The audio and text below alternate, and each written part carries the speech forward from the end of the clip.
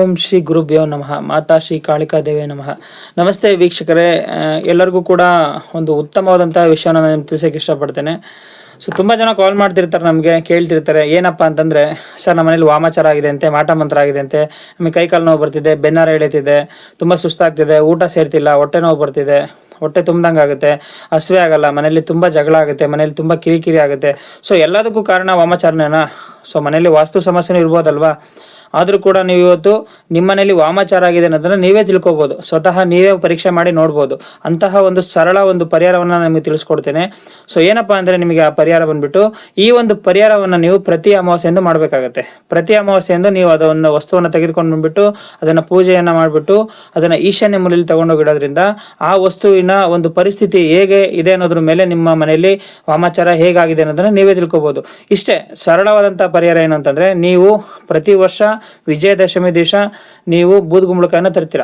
ಆ ಒಂದು ಬೂದುಗುಂಬಳಕಾಯಿನ ತಗೊಂಬಂದ್ಬಿಟ್ಟು ನೀವು ಪ್ರತಿ ಅಮಾವಾಸ್ಯೆಯಂದು ಪೂಜೆ ಮಾಡಬೇಕಾಗತ್ತೆ.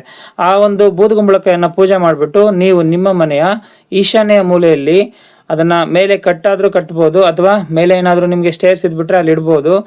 ಕಂಡ್ರೆ ಪರವಾಗಿಲ್ಲ, ಯಾರು ಬೇಕಾದ್ರೂ ನೋಡ್ಬೋದು. ಆ ಒಂದು ಬೂದುಗುಂಬಳಕಾಯಿನ ನೋಡಿದ್ರು ಕೂಡ ಸಮಸ್ಯೆ ಇಲ್ಲ. ಹಗ್ಗದಲ್ಲಿ ಬೇಕಾದ್ರೂ ಕಟ್ಬೋದು, ಇಲ್ಲಾಂದ್ರೆ ನೀವು ಬಟ್ಟೆಗಳಲ್ಲಿ ಬೇಕಾದ್ರೆ ಕಟ್ಬೋದು. 1 ತಿಂಗಳ ಕಾಲ ಈಶಾನ್ಯ ಮೂಲೆಯಲ್ಲಿ ನೀವು ಕುಂಬಳಕಾಯಿನ ಕಟ್ಟೋದ್ರಿಂದ ನೆಕ್ಸ್ಟ್ ಅಮಾವಾಸ್ಯೆ ಬರುತ್ತಲ್ವಾ, ಆ ಸಮಯದಲ್ಲಿ ಆ ಒಂದು ಕುಂಬಳಕಾಯಿನ ತೆಗೆದುಬಿಟ್ಟು ಅದನ್ನ ಓಪನ್ ಮಾಡಿ ನೋಡಿದಾಗ ಅದರ ಒಂದು ಪರಿಸ್ಥಿತಿ ಏನಾಗಿದೆ, ಫುಲ್ ಕೆಟ್ಟೋಗಿದ್ರೆ ನಿಮ್ಮ ಮನೇಲಿ ವಾಮಾಚಾರ ಒಂದು ಪ್ರಭಾವ ತುಂಬಾ ಆಗಿದೆ ಅಂತ ನಾವು ಹೇಳ್ತೀವಿ.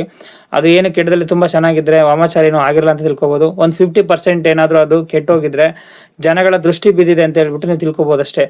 ಇಂಥ ಸರಳವಾದ ಒಂದು ಪರಿಹಾರವನ್ನು ಮಾಡೋದ್ರಿಂದ ನಿಮಗೆ ನೀವೇ ನಿಮ್ಮ ಮನೆಯಲ್ಲಿ ಯಾವ ರೀತಿ ಒಂದು ತಂತ್ರ ಆಗಿದೆ, ನಮ್ಮ ಮನೆ ಮೇಲೆ ಎಷ್ಟು ಜನಗಳ ದೃಷ್ಟಿ ಬಿದ್ದಿದೆ ಅನ್ನೋದನ್ನ ನೀವೇ ತಿಳ್ಕೊಬೋದು. ಈ ಒಂದು ಸರಳ ಉಪಾಯವನ್ನು ಮಾಡಿ ನಂತರ ನಿಮಗೆ ಒಳ್ಳೆ ರಿಸಲ್ಟ್ ಬಂದರೆ ನನಗೆ ಕಮೆಂಟ್ ಬಾಕ್ಸಲ್ಲಿ ಕಮೆಂಟ್ ಮಾಡಿ. ಎಲ್ಲರಿಗೂ ಕೂಡ ಈ ಒಂದು ಪರಿಹಾರದಿಂದ ಒಳ್ಳೆಯದಾಗಲಿ. ನಮಸ್ಕಾರ.